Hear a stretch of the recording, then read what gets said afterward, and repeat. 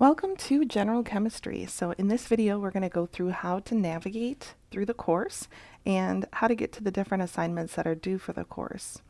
First of all, announcements on the Blackboard shell. So when you go into your Blackboard, you're going to want to enter into the General Chemistry course, and then announcements will be posted under the Announcements tab. Announcements will always also come to your Gateway issued email, so you can either log in here and check your announcements, or you can log into your Gateway email and you will see the announcements there. I typically post announcements every Friday to tell you what's due. Most of your assignments and labs are going to be due on Fridays, and then your exams are going to be due on Sundays. So when I send out that message, it'll be like, hey, you got to get your assignments in by tonight, and then for the exams, it'll be a reminder for Sunday. The virtual meeting room provides my Zoom link for meeting with students. So I am going to be hosting several review sessions, and the review session times and dates are listed in your syllabus for your specific section. So be sure to check that information in your syllabus. And during a chemistry review session, I will be live on Zoom, and I will have the .cam showcased on the screen so that I can hand write out and walk through the math problems, and we can go through examples and I can answer all of your questions. But you will be seeing my .cam, and I will be writing out math problems and solving equations and all that type of stuff to help you practice and prepare and answer all your questions to make sure things are clear. So virtual meeting room, any of my office hours, any of those review sessions and all that type of stuff, that's where you are going to access the virtual meeting room. Syllabus. So under the syllabus tab, there's the syllabus for your given section, and then there's information about how to not get dropped from the course. So since this is an asynchronous online course, I have to ensure that you're actually attending and participating. Otherwise, you will be dropped from the course. So in order to not get dropped, you have to attend one of my mandatory orientation meetings, and those are going to be held on Zoom, and you have two options to join. Usually it's a morning and an evening option, but you have to attend at least one of those. I do take attendance in those, and I like to touch base with everybody to make sure you know who I am, I know who you are, but you can also meet each other. So I've had students, I put you guys in breakout rooms and you exchange contact information, but I've had students form study groups from the people that they met during this. Sometimes when you're taking an asynchronous online course, it can feel like you're the only person in the class. So just to give you that sense of community and let you meet some of your peers that are also in the class, I have these orientation meetings. You have to log into Blackboard and you have to submit at least one assignment in Blackboard. Now there are some pre-work assignments, so you should be able to submit that no problem. But in order to not get dropped, those have to be done prior to the end of the first full week of the course. Communicating with me is best by email. So I do check my email often, and I typically reply within a day, sometimes 2 days.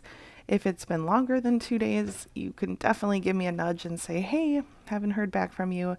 But especially in my online sections, I really pay attention to the students, because it's not really fair to make you wait a long time to get a response from me. So make sure your course section number is in your email when you email me so that I can get back to you faster. Course section number is going to be up here. So for this particular section, it starts with 806. So 806-134 3W7A is the course section number. Your course section number will be whatever comes after the 806 for your particular course. Textbook information is listed here. So there is a free textbook, and the virtual labs are offered through McGraw-Hill.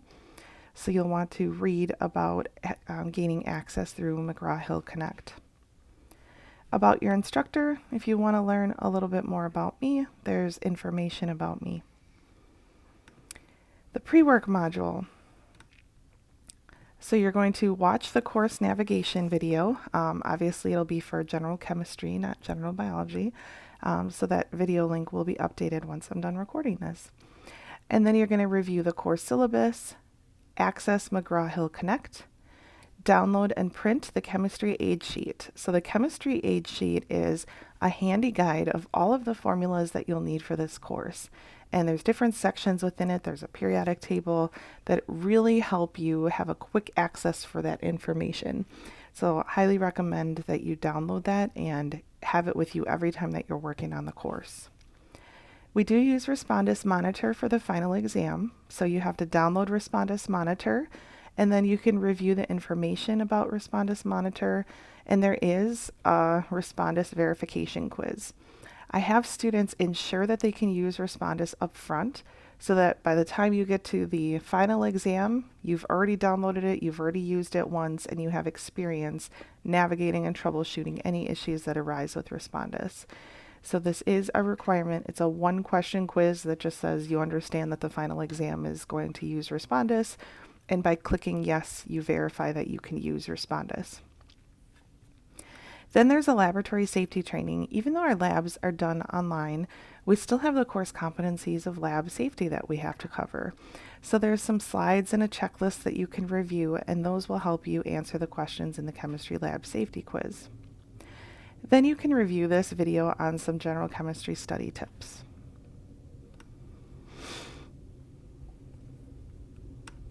Each module is structured in a very similar way. So there's 7 modules, and each module you get 2 weeks to work on. So you'll see that there's a first portion of the module and a second portion of the module. And these all correspond to the schedule that's in your syllabus. So here's the syllabus. Information on my office hours is going to be provided there. And my office hours for you guys is those chemistry review sessions. So that's where that information is found. You want to ensure that you're looking at your actual syllabus, not this one that I'm going through as an example. The grade scale is listed, key dates, and then this is where we get into the content and what's due. So this is probably the most important part of the syllabus here. So again, these dates are based on the course that I'm teaching this semester, so make sure that you are actually reviewing your own syllabus to get those accurate dates. So it says for pre-work what you have to do, and then the lab safety training quiz and Respondus verification quiz are due on that date. So I say I'd like to have you get it done before the class starts, but since I can't have anything due before the class starts, you get until 11:59 p.m. on the official start date. So you get until midnight that night to get that done. Then you can see Module 1 is broken up into Lecture 1 and Lab 1, Lecture 2 and Lab 2. So Lecture 1 and Lab 1 are due first, Lecture 2 and Lab 2 are due second, along with the Module 1 exam. So all of these assignments correspond to what you're seeing in Blackboard. So when you go into Module 1, you see the welcome message, and it gives you a list of what you have to do. So there's a study guide that you should download, and you can review this, and this should help you focus your studying through the module. I record all of my videos in YouTube, and I post those so that they have closed captions included. So when I do those recordings, I do voice over PowerPoint. So the slides that I actually talk over are here, and then the videos that correspond to those slides are underneath. So you can click on these, and then you can watch the videos.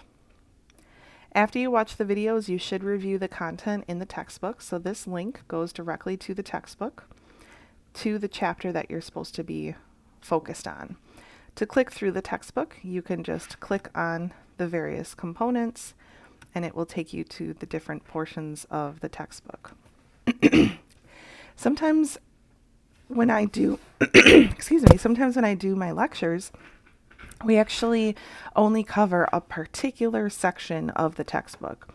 So maybe in Lecture 2, I only talk about measurements, accuracy, precision, and mathematical treatment of measurement results. So what it says is to review the relevant content or the related content in the textbook. So it's your responsibility to review the lectures and see what I talked about. And then when you get to the textbook, you only want to focus on those sections that I actually lectured on. If you read the entire textbook, you're going to be so overwhelmed, and it's a little bit excessive to go through the entire textbook.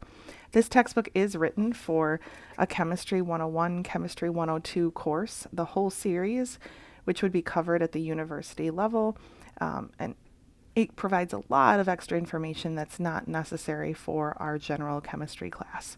So just keep that in mind as you're reviewing the textbook. So then, excuse me, so then there's assignments that you have to complete. So when you complete the assignment, you will click on the link to the assignment and it'll pull up a document. Now you have several options for submitting these assignments. You can either print out the document, handwrite in your answers on the document, scan it into your computer, or you can print it out, handwrite your answers, take pictures of it completed, and then submit that. Or you can just type in your answers into the text box. So however you go about answering those questions, you're going to submit it by clicking this black underlined link here. So this blue link down here is the actual assignment. This up here is where you submit the assignment. So when you go to submit it, you click on Create Submission to type in your answers into the text box. So it gives you a text box here. Or you can do Upload Files. When you upload files, you're going to search for the assignment that you completed and scanned in, or you're going to search for those pictures that you took of your completed assignment. For these assignments, I am just looking for completion. I'm not going to be grading each one right or wrong. I want to know that you've attempted it and completed it all the way. So as long as you've completed it, you will get full credit for the assignment. Then, the morning after assignments are due, so assignments are typically due on Fridays by 11:59 p.m. So like 12:30 in the morning, the key for the assignment will be posted. So you can see this assignment was due on the 19th at 11:59 p.m. and then the assignment key will automatically become available on January 20th at 12:30 in the morning. So by the time you wake up that morning, you'll be able to access the key and review it. Then there's the McGraw-Hill Connect Labs. So in order to access McGraw-Hill, all you have to do is click on your first lab. When you click on this lab or any assignment in McGraw-Hill that's embedded into your Blackboard, it will take you to a registration page where you will have to register for McGraw-Hill. So you'll create an account. You definitely want to use your Gateway issued email for that and Gateway information, your legal name that you registered for the class with. Once you've registered, it's going to ask you to either purchase access or provide the access code that you have purchased or been given for the course. So at that point, you'll enter in that access code. So you'll complete those 2 labs for the first week, and that's all you have to do for the first week. Now you'll notice the due dates for these labs say the last day of class.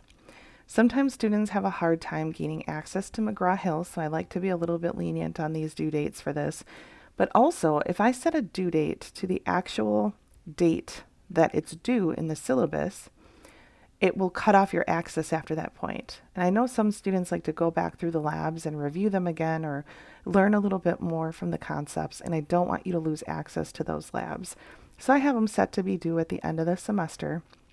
That way you've got lots of time to work through them, practice them, but please note that they are actually due when the syllabus says that they're due. So you want to verify those dates in the syllabus. So then we go on to the second week of content. And how do we know it's the second week? Well, it follows right along with the syllabus. So you can see the dates for week 1, what you have to complete, and here's the dates for the second week and what you have to complete. So the slides are provided, the lecture videos are here, textbook chapter link, and then you'll complete the assignment. Again, the key will be posted on the Saturday after it's due. and then you will complete the labs. There's some practice problems in case you want some additional practice preparing for the exam. And then the Module 1 exam is here.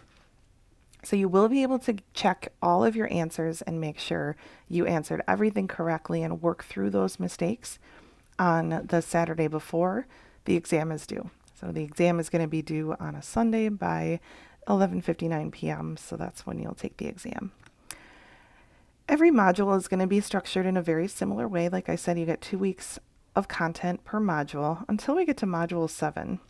So in Module 7, the first week is still content. So you'll see Lecture 13, the solutions lecture, the link to the textbook, the assignments, and the lab.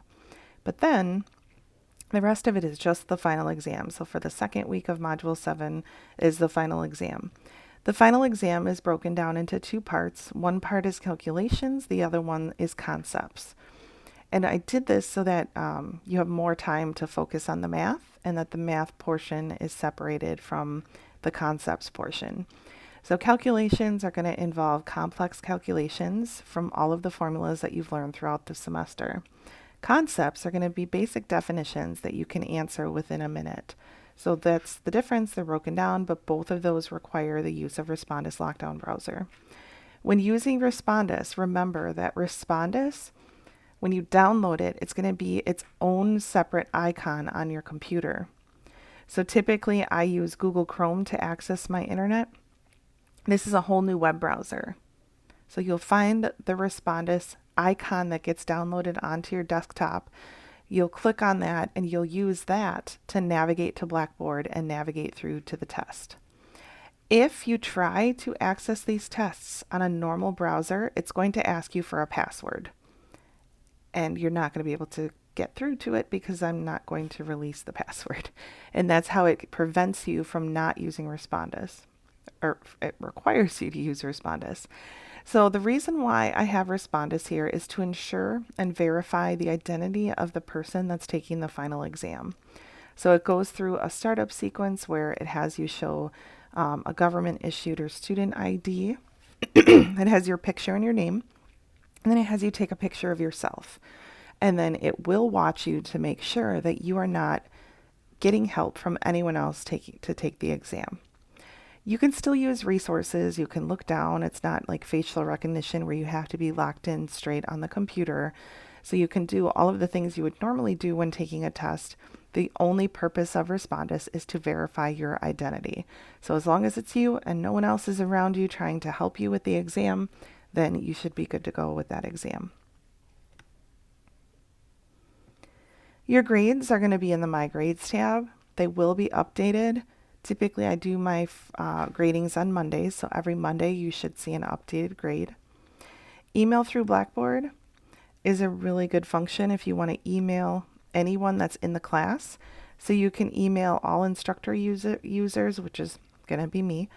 Single select users, so you can email me, or you can select certain classmates. Like let's say you remember meeting a few people in the beginning of the semester, but you lost their email.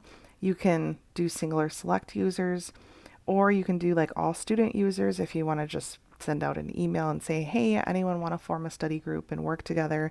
So this is really handy to get in touch with anyone that's enrolled in the course or with me. The good thing about emailing through Blackboard is that when it comes to me, it automatically includes your course section number. So I know exactly what section you're in and I can get back to you a lot faster. There's some additional student resources. The diversity and inclusion in the sciences is something you should definitely check out. But that's basically it for the structure of the course. If you do have any questions as we go through this semester, I am Dr. Dutton, and you can reach me at duttonn@gtc.edu. Looking forward to a great semester, and I hope you guys enjoy the course.